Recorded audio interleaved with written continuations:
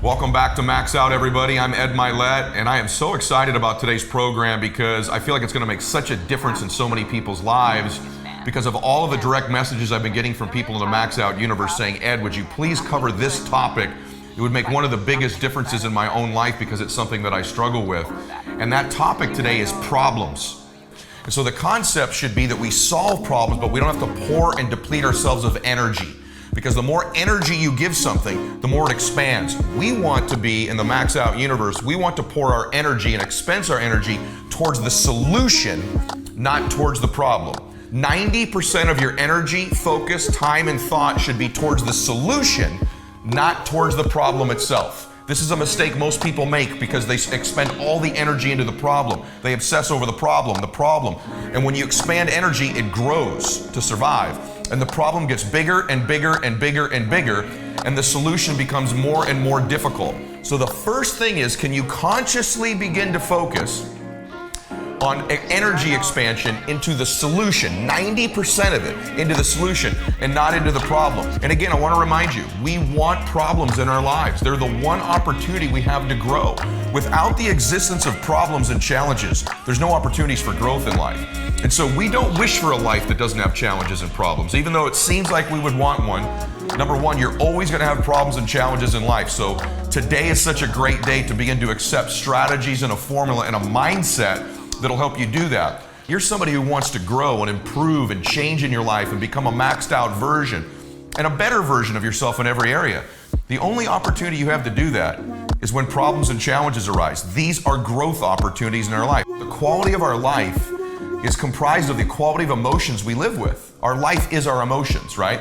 If you have the emotions of happiness and joy and ecstasy and peace and faith and passion and intensity and winning, that's a great life. If you have a life that's filled with emotions regularly of depression, anxiety, fear, stress, worry, anger, that's a totally different quality of life. So our emotions dictate the quality of our life. And so when a stimulus like a problem comes up, we better be thinking it's an opportunity to grow, and we better be expensing our energy towards the solution, or we start to experience the wrong emotions. Emotions come from meaning. Because when problems come up in life, the meaning we take from the event dictates the emotion we experience. And so that emotion dictates the quality of our life. When a problem arises, to feel the emotion and take the meaning away that this is an opportunity to grow, to expand. If you look back at your life in hindsight, the problems and challenges you have all made you better when you solved them. And so make sure you're very clear. Is this something that's going to matter in 5 years? Because if it's not one of those types of problems, for the most part, massive action, 85%. We're going to talk today about the 15% of the time where it requires a deliberation and a process to solve it.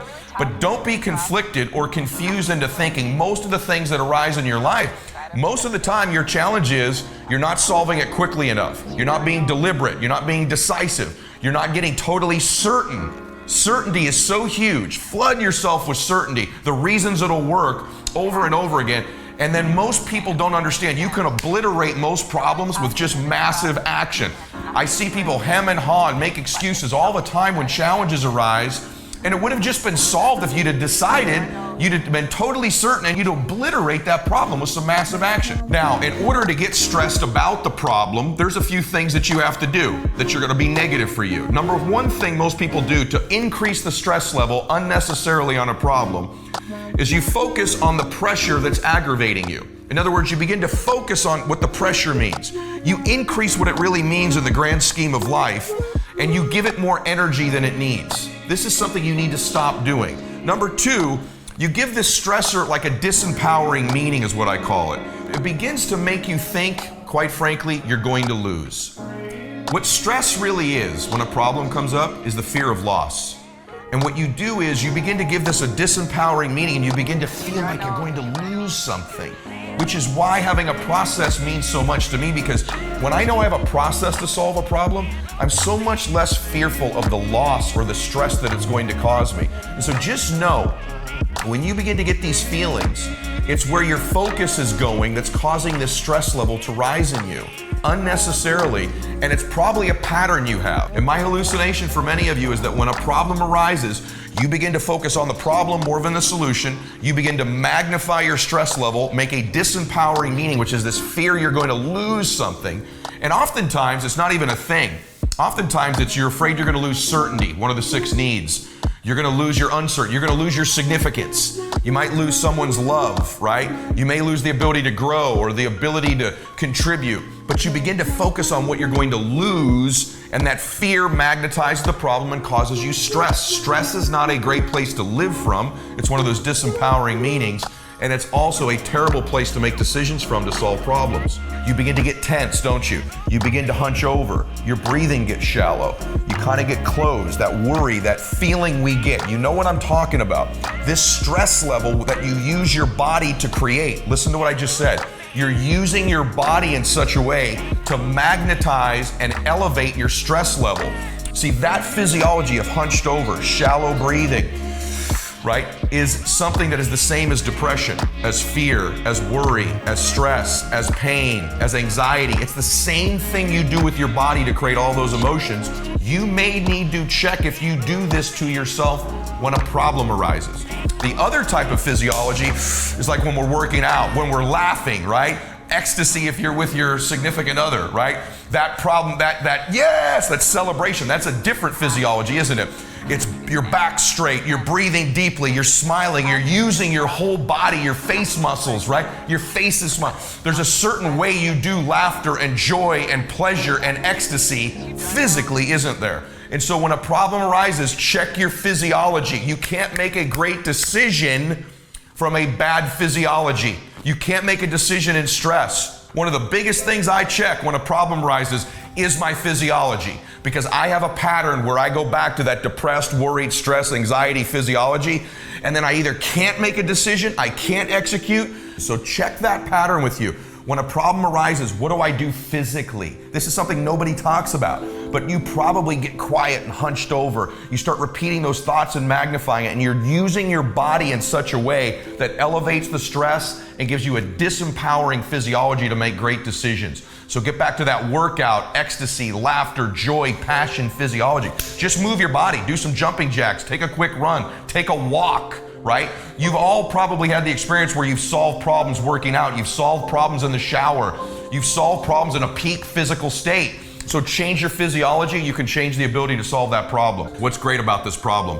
That's a difficult question to ask when you're going through the middle of it, Ed. No, it's not. Not if you build the habit, not if you begin to think like this, because what that does is it changes the meaning to you. It puts you in an empowering state and not a disempowering state. So what is great about this? There are always great things in having problems and challenges, whether it's going to be that you'll be more prepared next time, or you're going to put things in place that will prevent it from happening next time, or what you're going to learn from it, or how you're going to grow from it, or who you're going to connect with from it, or the other ancillary things that are going to be improved, or the fact that it just gives you a challenge and keeps you alive, right? But what's great about the problem? It just helps you take the right meaning. How do I get more certain? How do you do that? You do that by taking away what you're learning, by taking away what's great about it. What am I willing to do to make it the way I want it? This is important because there will be things in a minute you're not willing to do. But what are you willing to do? Is it an expenditure of money, time, resources, calling in a favor with somebody, calling a meeting, willing to call a friend about something? What are you willing to do to make it the way you want it? Now that you're clear on how you want it to be,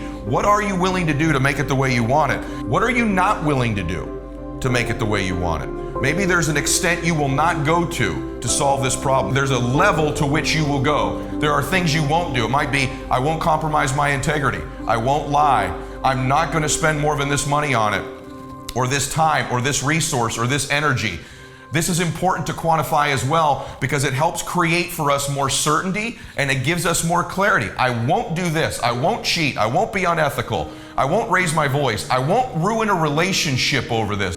Wouldn't it be nice to enjoy the process of overcoming challenges and problems rather than it always being a grind, always being something we hate, always being painful? And again, this isn't fluff. Sometimes challenges and problems are just painful things we're going to get through. But these questions can empower you to make it less this way. And so ask yourself that question, what can I do to enjoy this? Because the more you can find enjoyment in the process of something that's going to always be in your life. Just think about this.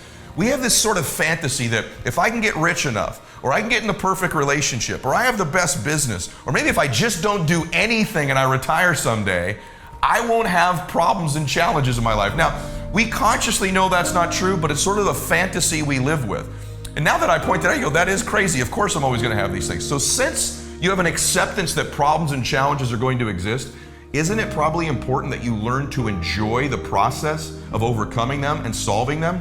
I think all the time, man, how can I enjoy this? I think, man, what are all the great things that are going to happen when this is solved? Whose lives are going to be better when this is solved? How much better is my body, my fitness, my faith, my family, my life, other people's lives when this problem is solved, depending on what the problem and challenge is? And that helps me enjoy the process. I also remind myself this problem is helping me grow. It's an existence because I'm making progress in my life. So all these things fit a meaning that help us make the best decisions possible. Stress and anxiety can always be beat when motivation is the motive.